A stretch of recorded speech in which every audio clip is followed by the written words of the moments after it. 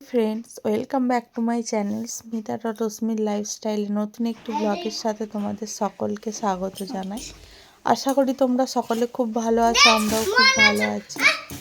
আজ প্রায় অনেক দিন পর আবার ব্লগ ভিডিও তোমাদের সাথে শেয়ার করছি। কি ভিডিও শেয়ার করব বুঝতে পারছিলাম না, তবুও ছোট ছোট করে ভিডিও বানিয়ে রেখেছিলাম। আর সবটা মিলিয়ে তোমাদের সাথে শেয়ার করছি।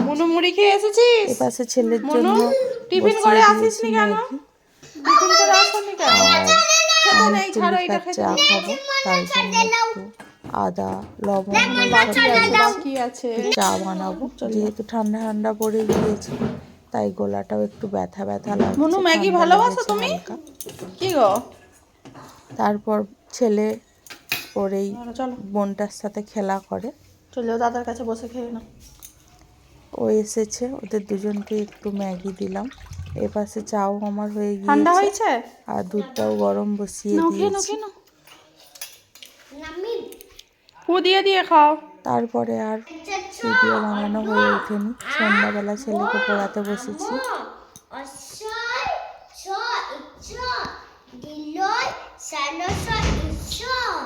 বই আঙুলটা দিতে কি হয়? আঙুল দাও। উঠো।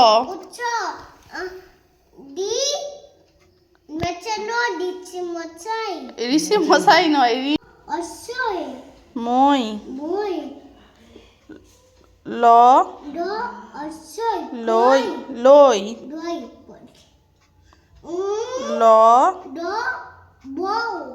ও ল ও। যেহেতু ঠান্ডা পড়ে গিয়েছে, আগের বছর থেকে ঠিক ছিল যে এবছর একটা লেপ বানানো হবে। তাই যেহেতু গায়ে দেওয়ার জন্য লেপটা বানানো হচ্ছে, সেই কারণে একটু কম তুলো দিয়েই বানানো হয়েছে। প্রায় 4 কিলোর মতো তুলো রয়েছে। খুব ঠান্ডা পড়ছে। তুলো দিয়ে লেপ বানানো হয়ে গেল।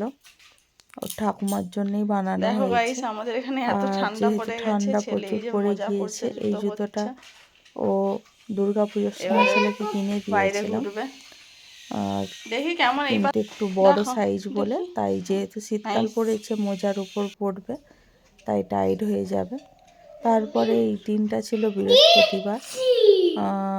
যেহেতু বাড়িতে ঠাকুর উঠেছে, অঘ্রাণ পৌষ মাসে বাড়িতে লক্ষ্মী আর সেই কারণেই দুপুরবেলা রুটি হয়েছিল আর রাতের বেলা হচ্ছে একটু দুধের সিদ্ধ পিঠে।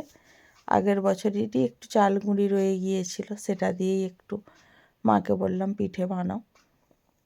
এই যে দুধের সিদ্ধ পিঠা ফুটছে কড়ায়।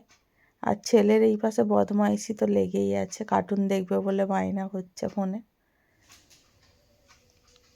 তারপরে এটা হলো ওর বাবার জন্মদিন এই মাসেই।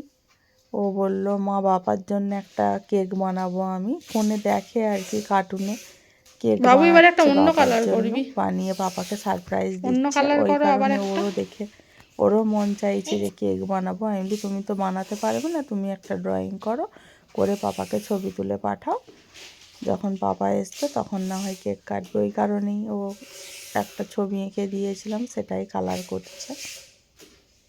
কেমন হয়েছে কালারটা অবশ্যই কমেন্ট করে জানাবে।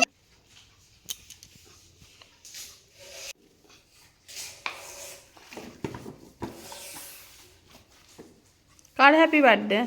পাপা বলো happy birthday papa. Happy cake cake papa. তারপরের দিন হলো শুক্রবার।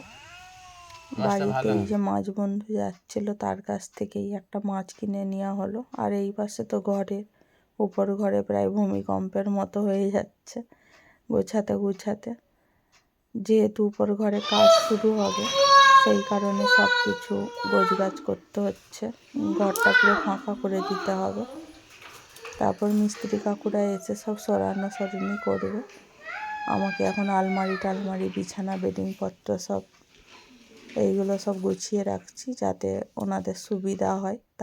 আজকের মতো ব্লগটা এই পর্যন্তই। যদি ভালো লাগে অবশ্যই লাইক করে দেবে আর কমেন্ট করবে।